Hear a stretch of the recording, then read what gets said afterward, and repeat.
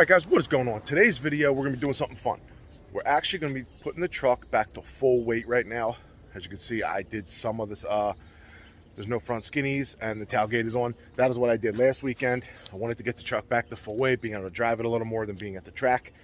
So what we're going to do today, we're going to put the truck back to completely full weight, get rid of the 15-inch wheels, put the stock tires back on, put the full interior back in, and then we're going to go see, I'm actually going to leave in the MS109 and see if we can run 11s full weight on the street on MS109. Do I think we're going to be able to do it? Yeah, I think we're going to do it pretty good.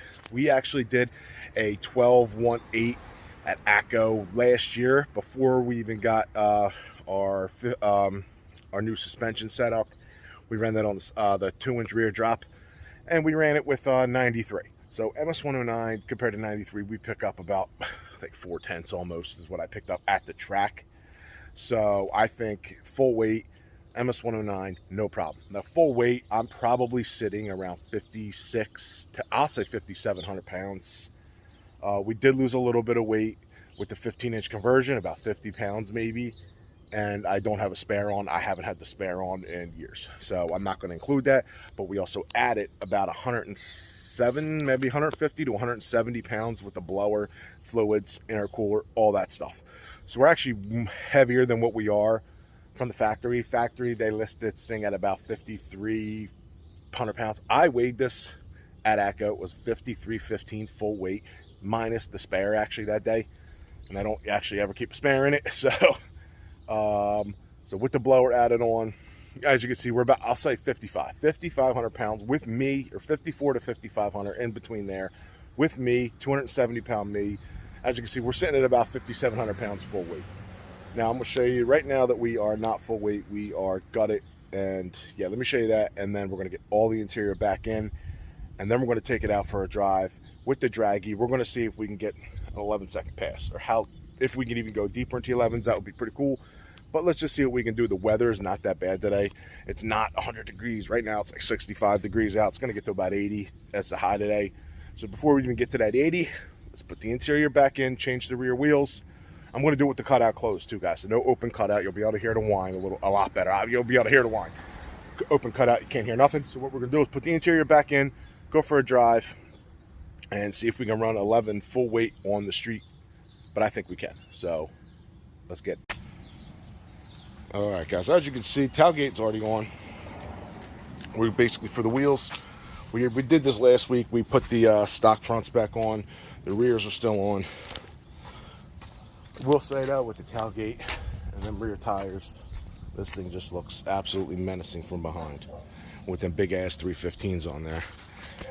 And that 60, 315, 60, 15 sidewall. It's a 30-inch tire, 32-inch tire. But right now, no interior. We're going to put the center console back in, the passenger seat and the rear seat back in. Change these tires to the stock ones. Which are right here. We do have a little bit of MS109. We have a full 5 gallons. We have a little bit in the truck. I don't think we even need that for right now. We're going to leave probably just run that, what's in the truck. And when it runs out, we'll put 93 back in it so we can do some more content. Like more content with the truck, not just straight dry content, because when MS109 is in it, I don't like to do driving around so much because it wastes gas, because it is stupidly expensive. And as you know, I'm trying to save up for all these parts for the 392. So when you're trying to save up parts for 392 and heads, and you're spending $100 for 5 gallons of race gas, it's kind of hard, and you're not hitting the track all the time. So guys, yeah, let's get this thing back to full weight, and let's take it for a drive, and let's see what this thing can do. All right, guys, as you can see, full interior is back in.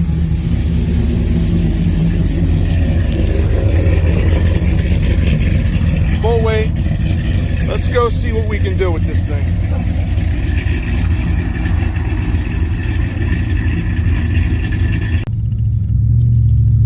All right, guys, as you can see, we are full weight, ready to do this test. It feels good to be back like full weight, being able to drive it and not have to front skinnies, you know, stupidly loud to cut out. I got the cutout closed. This is what I would do if I was going to drive it on the street every day, like daily, back and forth to work.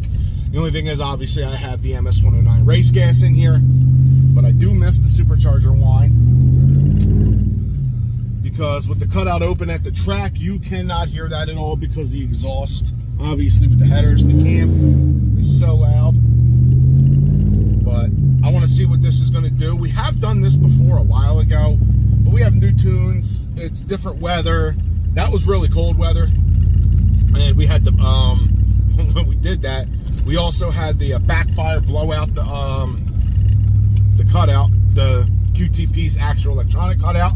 Now I don't know if we're going to be getting another one for that reason, because it was closed, and with the amount of back pressure coming out from the blower, I don't know if that's going to be able to be utilized. So I may just have to keep the cutout like by hand. Like right now, I got to climb under there, undo the 3 bolts, and do it that way. All right, guys, let's see a little whine in here.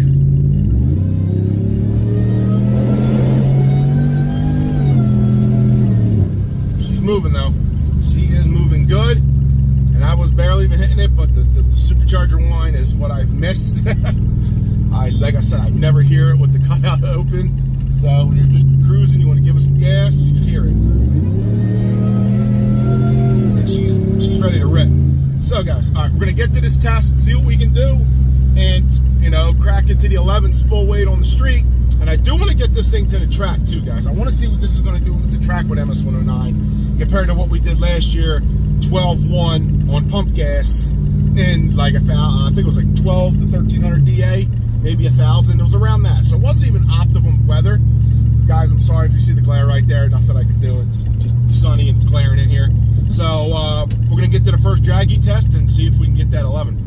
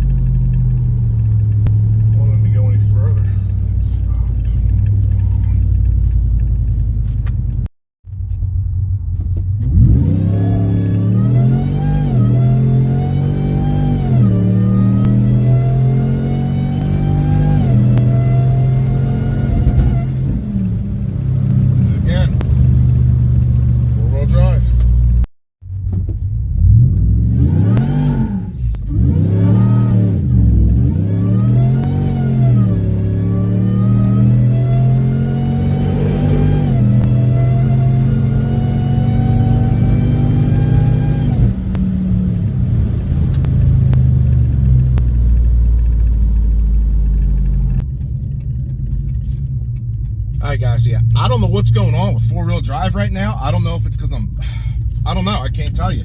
All I know is as soon as I hit 90 to around 100, it's cutting power and stopping me. Only in four-wheel drive. I did a couple highway pulls doing running high, it's running great. I just did a draggy pull and in two-wheel drive, obviously traction was completely useless, but it ran past 90. But once I'm hitting that time, it's cutting me off. It did I think I saw a 12.3 and a 12.4 in there, and that's letting off at 90 miles an hour. Usually on MS-109, good gas, I'll run up to 117, 118, and we're letting off almost 20 miles an hour shorter. So we could easily be doing faster now. I don't know how much faster, but I think we easily can get 11s. I don't know why it's cutting me off in four-wheel drive. It could be I'm very low on gas. I doubt that's it. Considering two-wheel drive, it's fine. But 90 to 100 in four-wheel drive, I've never had this problem. It usually just keeps going. I've ran up to 120 in four-wheel drive, no problem. Right now, it's cutting power for whatever reason. I don't know. I couldn't tell you guys that. So, I mean, at the track, I run two-wheel drive anyway, and I usually always run two-wheel drive except on the street. Once I get, here's what I want to do also, fellas. Once I get this MS-109 out of the gas tank and I put 93 in, I'm going to go back in and see if 93, it did the same thing and cut power. Because I'm pretty sure it did it to me last time too, and I got to figure out why it's cutting power in four-wheel drive, because that's not good. But it is what it is. But yeah, I mean, I don't know how good of runs they were. I really was trying to just look at the road, make sure everything was okay. Wanted to do it on the highway where no cars were. I'm not obviously doing it on back roads because the highway is the better bet because it's a higher, you know, higher area to run. But I don't know why it's cutting power in four-wheel drive. Kind of annoying. But like I said, I run two-wheel drive anyway. Everything here is set up for basically two-wheel drive. My four-wheel drive is basically, like if I'm at a light to light and I want to play with someone, yeah, then I'll use four-wheel drive, snow, crazy shit like that. That's when I use four-wheel drive in this truck. Don't really use it at all, except, like I said, snow, rain, not rain, I'm sorry. I've never used four-wheel drive in the rain. Snow, at the track a bunch of times at the track. I used to run nothing but four-wheel drive before I really got serious into like front skinnies, all that stuff. But yeah, I don't know what's going on. I do think it easily. I've done 11s actually. I've done an 11.6 in crazy good weather with a backfire before. So, and that was all pure four-wheel drive. You know, don't know why it's cutting power. I can't tell you guys. But hope you enjoyed the video. I hope we can get this little situation fixed out. But two-wheel drive, it's running just fine in two-wheel drive. Not gonna lie about that. Two-wheel drive, it's pulling a bass, no problems. So, all right, guys. Hope you enjoyed the video, and I talk to you guys on the next one. Peace.